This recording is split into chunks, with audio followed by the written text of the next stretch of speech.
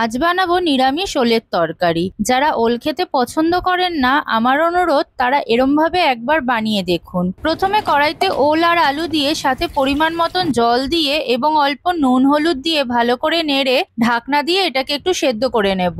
এবার কড়াইতে তেল গরম করে প্রথমে আলুগুলোকে ভেজে তুলে নেব, তারপর ওলটাকেও অল্প ভেজে তুলে নেব।